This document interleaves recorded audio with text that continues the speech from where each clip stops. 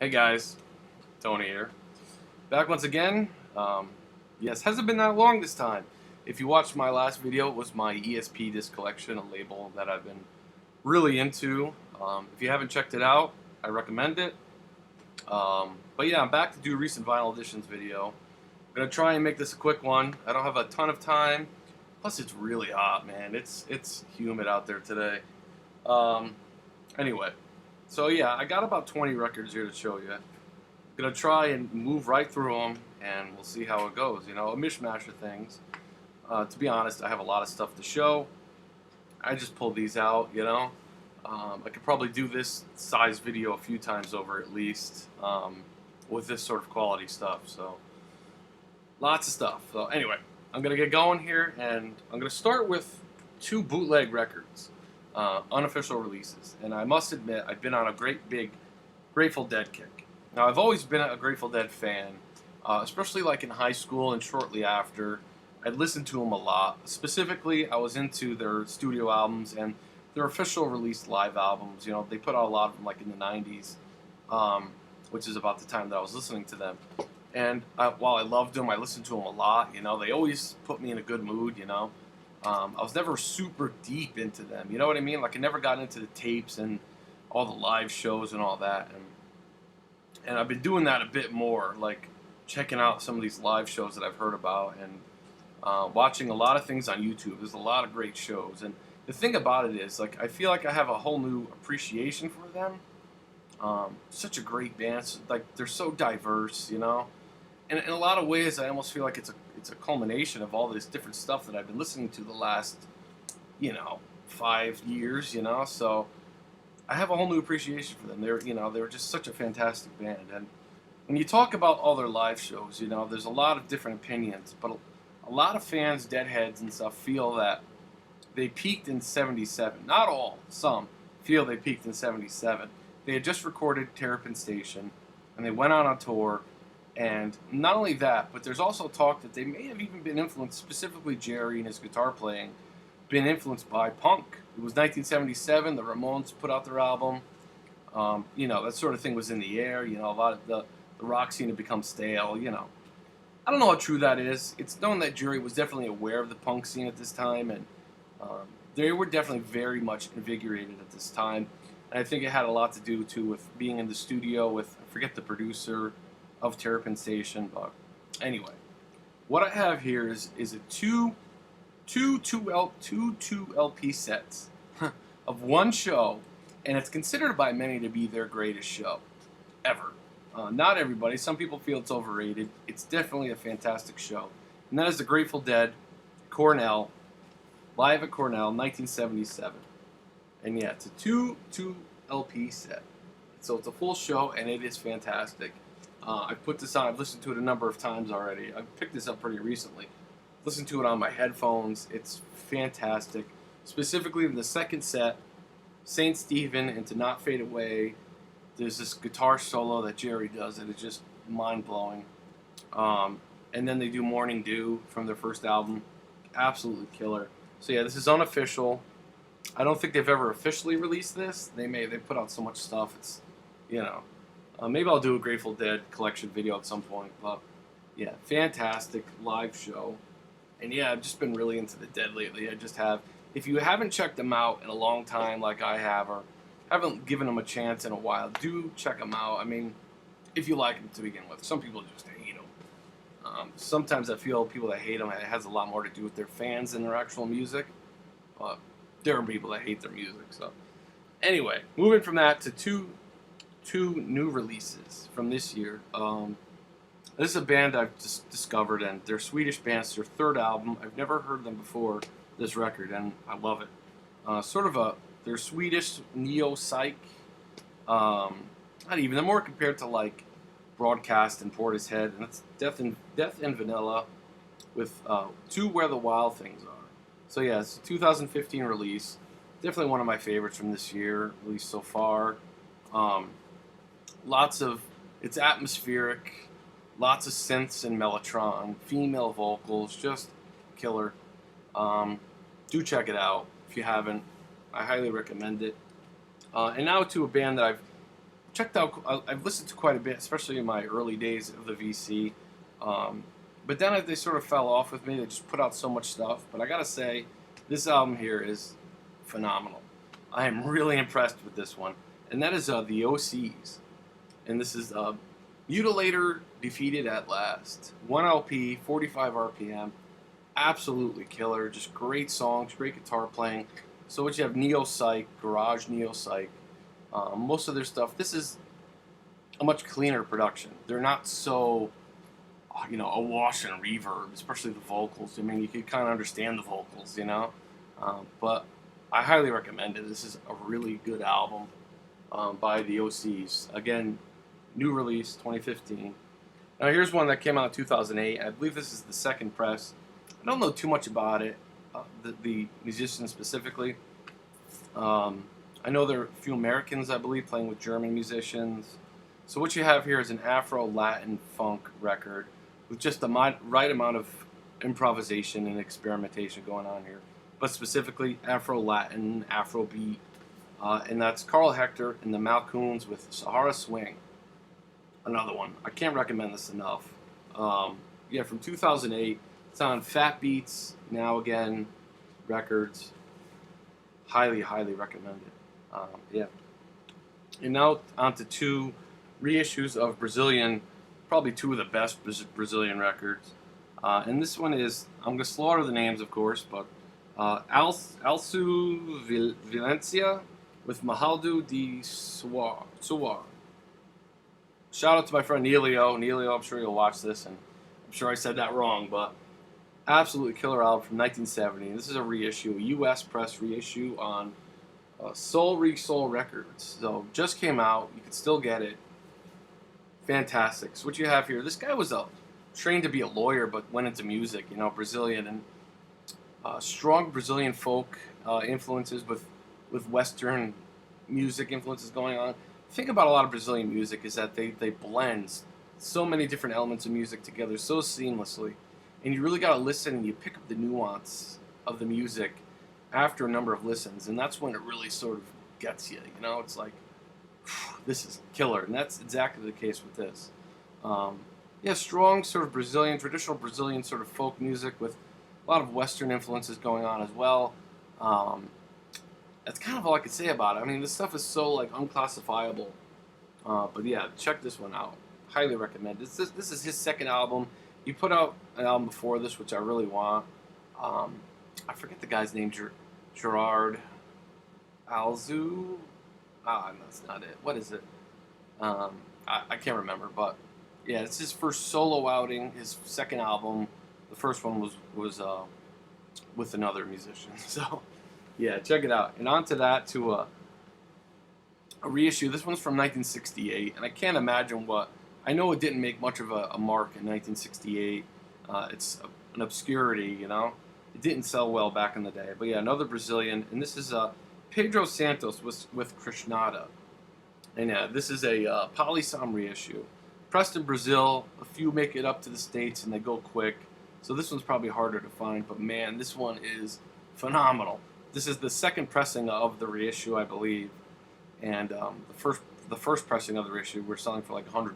So I was happy they did it again. Was able to snag a copy. Again, lots of different influences going on. I don't know if you could consider it a Tropicalia, if it was part of the Tropicalia movement, but it's definitely heavy psych with a lot of different influences going on. Great guitar work, great horn arrangements, sort of samba, with everything going on. Again, a mishmash. You have nature sounds going on. It's sort of all over the place, but really impressive and just really, really good. But yeah, again, that's Pedro. Sorry for that glare. Pedro Santos with Krishnaiah. Reissue on Polysom. Phenomenal. On to an Italian prog band with, how do you pronounce this? Didless. Something like that. Italian prog, very much in the Canterbury sort of style. Maybe a cross between the rock and opposition Canterbury sound. Fantastic Fender Rhodes and fantastic sax playing. This is probably one of the greatest Italian prog records ever. And of course, it's a reissue. Originals of this are super expensive. This is from like 19 70, I don't know, 72, 74, around there. Fantastic record. I'm sure you've probably seen this cover before. Phenomenal. All right, 2 ECM records. I'm going in twos today, I guess. Where are we at for time? 10 minutes. Not bad. Eberhard Weber with Colors, his band Colors, with Silent Feet on ECM. Probably their best one. I'm really impressed with this. So it's typical ECM sort of sound, but just a great, sort of group melding, great improvisation, just a killer. Really damn good. And he features Charlie Mariano on sax, of course. Eberhard Weber, of course, a great bass player. And John Marshall on drums, of course, played with Soft Machine. Probably best known for playing with Soft Machine, but killer record on ECM. Decent copy, a little bit of mold up here, but the vinyl super clean. And same with this one, Sam Rivers, definitely more free. Contrasts. This is from 1980 on ECM. These are all Sam Rivers compositions, and some of them are definitely more out there and free than others, but for the most part, it's a solid listen. It's challenging, but still very good. I got an ECM. And here's another really interesting one. Freddie Hubbard LP, but features, again, another name I'm just going to slaughter, but Ilan Mimargalu with Sing Me a Song of Songmai. Sing Me a Song of Songmai. I believe this is that's a Vietnamese sort of city or village.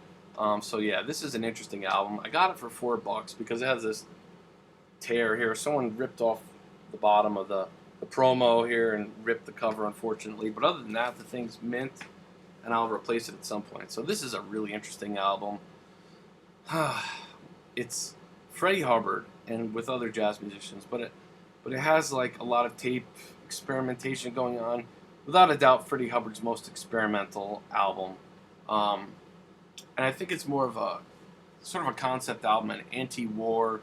Definitely has some dark things going on. I mean, the first track there's spoken word things, and first track mentions Sharon Tate.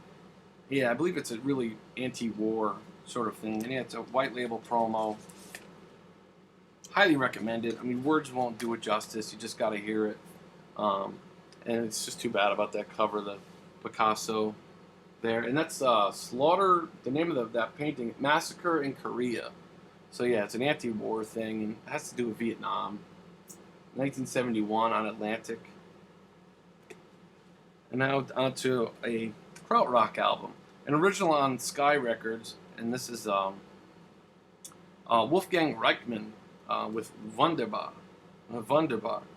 His only album. So yeah, what you have here is a electronic it's sort of all over the place stylistically, I think.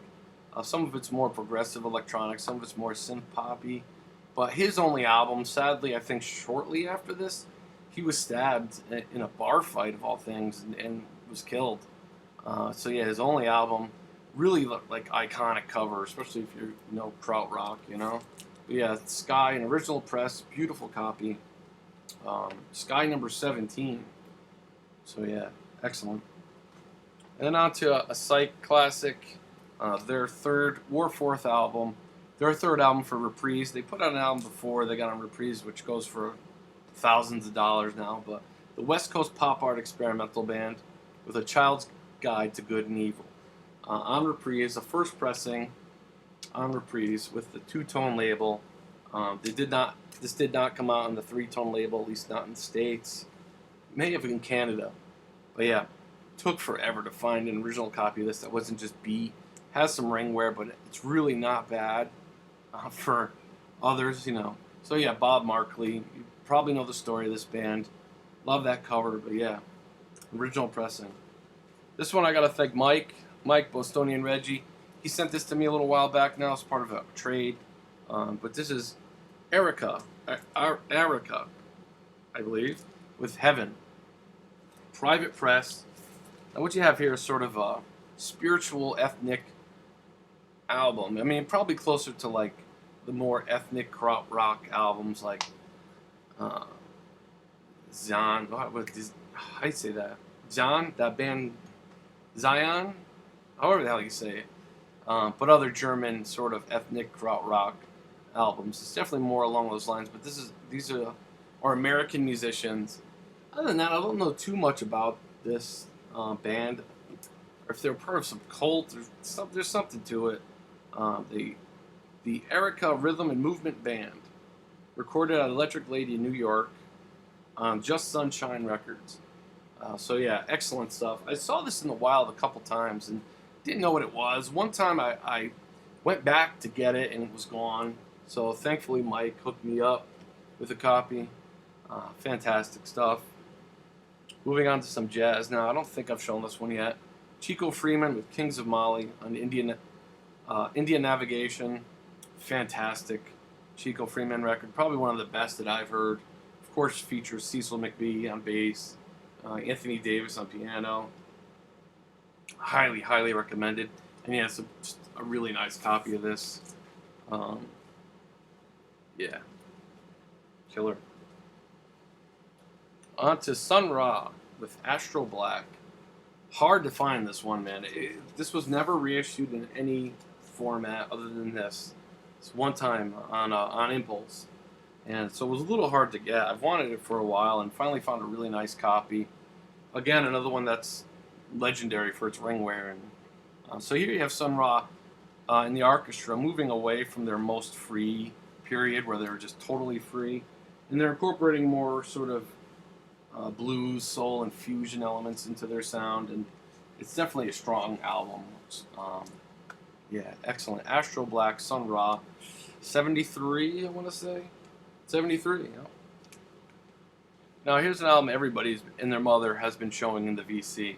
And I was lucky enough to pick up an original copy a couple months back now. And really, I didn't pay a ton for this, thankfully. But that is the John Bitch Society with Earth Blossom. An original pressing on Strata East. And a really nice copy of that. I always want to say the John Birch Society, you know. That's probably intentional. But yeah, on Strata East. Beautiful original copy. Fantastic jazz, spiritual jazz. Just killer. He is a jazz drummer. I believe he also played keys for a while as well. But yeah, really happy to have this. Sorry, I'm just trying to move quick. Now here's a jazz musician I've been really into lately. I got a handful of things to show. I actually showed a couple of them in my ESP disc collection video. But Noah Howard with the Black Ark, an original UK pressing. Never pressed in the States, I think, until more recent reissue. On Polydor. Now the only thing, it just has a couple like creasing here. There's one more here, I think. Other than that, this thing is pristine and free jazz. This guy is just an incredible alto player. He passed away. He lived in Europe. Was an American who, you know, got a lot more respect in Europe and recorded albums there for, I believe, the remainder of his life. He lived there, but this is a killer, absolutely killer record. So do check it out if you haven't. Noah Howard, The Black Ark. Now here's a record I've championed for quite a while. I bought the reissue a long time ago, and I still have it, but thankfully I came across an original first pressing Brazilian press of the band Coes with Viva Boma. Excellent, excellent. It's Belgian. It's like Belgian Canterbury jazz rock, you know, produced by Mark Moulin of Placebo. And this is a beautiful original, just pristine. On the IBC label, the International Bestseller Company. Yeah, incredible record. Do check it out. It opens with this electronic piece, but the rest of the album is nothing like that. But the title is perhaps Next Record, so it's kind of a joke. But yeah, fantastic. Female vocals, jazz rock, jazz fusion, Canterbury style, killer. So really happy to have this one. And here's one that I've been after forever. Absolutely forever, and it really used to get to me how hard this was to find. And I finally scored a copy. I paid a bit for it, but I'm glad I did. This is just a killer, and that's Pharoah Sanders with Pharaoh. on Indian Navigation once again, and this is an original from 1977. Beautiful copy. Now this is unlike any other Pharoah Sanders record I've ever heard. I don't think it got good reviews when it came out, but it's since like revered now. It's much more mellow. Great guitar work on here, and it's just Harvest Time, of course. The song Harvest Time, which takes up all of the first side, 20 minutes, 21 minutes. It's like sailing down a stream, you know, on a raft. It's beautiful, beautiful. It gets a bit more intense as it goes on, but yeah, Pharoah Sanders, just an original of this, which I'm thrilled to own. On Indian Navigation, pristine shape, except for that touch of ring wear there. But other than that, really nice. And finally, I'm going to totally change direction on you here and show you in a first pressing of a classic, Nirvana's Nevermind. Very first press of this album. And I got a great deal on it. Love this band, of course, you know. It's a classic and original on the David Geffen Company label, DGC. It was sealed. It's an interesting story how I got it. It was sealed. It was, I don't know if I should tell a story, so I don't think I will, but I got it secondhand, and I'm really happy with it. It was sealed until recently. Probably played 2 or 3 times before I got it, so there you go, guys. Those are my finds. Tried to keep this quick, 21 minutes. Sorry for the fast pace.